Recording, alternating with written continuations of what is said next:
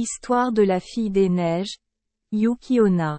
Il était une fois un père et son fils qui vivaient dans une région où les chutes de neige étaient abondantes. Un jour d'hiver, père et fils sont allés chasser dans les montagnes. Il y a eu une tempête de neige au milieu de la route. Père et fils ont dû rester temporairement dans une cabane sur la montagne pour attendre l'aube. Le fils s'est réveillé au milieu de la nuit et a vu une belle fille à la peau blanche comme neige, vêtue de blanc, s'approcher de la cabane et souffler sur son père. Le père se figea aussitôt. La jeune fille se tourna alors vers le garçon et lui lança un regard noir. Le garçon avait tellement peur que tout son corps se raidit et il ne pouvait pas dire un mot. Voyant cela, la jeune fille dit: « Tu es encore jeune, je te laisse vivre. En échange, ne parle absolument de ce soir à personne. » Puis je me suis retournée et je suis partie. Le lendemain matin, le fils s'est réveillé et a trouvé son père allongé à côté de lui, mort.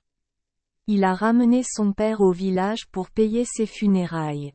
Au bout d'un moment, une jeune fille perdue est venue rester au village. Au fil du temps, le garçon et la fille sont tombés amoureux l'un de l'autre, ont vécu ensemble et ont eu un enfant. Quelques années ont passé, c'est arrivé une nuit de tempête de neige. Dans la maison confortable, la femme berce son bébé pour qu'il s'endorme. Le fils a bu du vin et a ressenti le bonheur familial.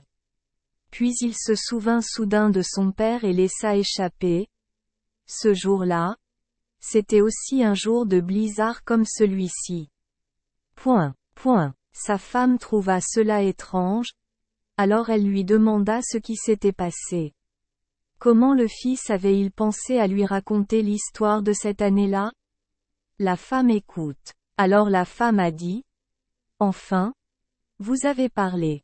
Comme promis, maintenant je vais vous ôter la vie. » Et sa femme a montré sa vraie forme de démon des neiges du passé. Mais à ce moment-là, le bébé s'est mis à pleurer. En entendant le cri, la fille démoniaque s'arrêta. Cet enfant est innocent. Sans son père, sa vie serait misérable. Dit-elle en pensant encore: « Demain, si tu le fais souffrir, je te tuerai. » Ayant fini de parler, la fille démon partit au milieu de la tempête de neige.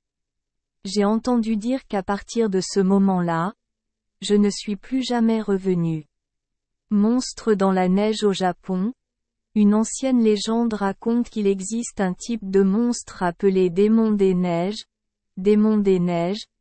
qui est beau mais froid et effrayant, semblant souvent tuer des gens pendant les tempêtes de neige.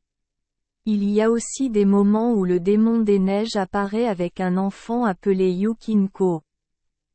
L'histoire ci-dessus est connue de nombreuses personnes grâce à l'introduction d'un érudit occidental qui a étudié la littérature populaire japonaise et est devenu plus tard citoyen japonais nommé Koizumi Yakumo, Xiao Kwanbayun.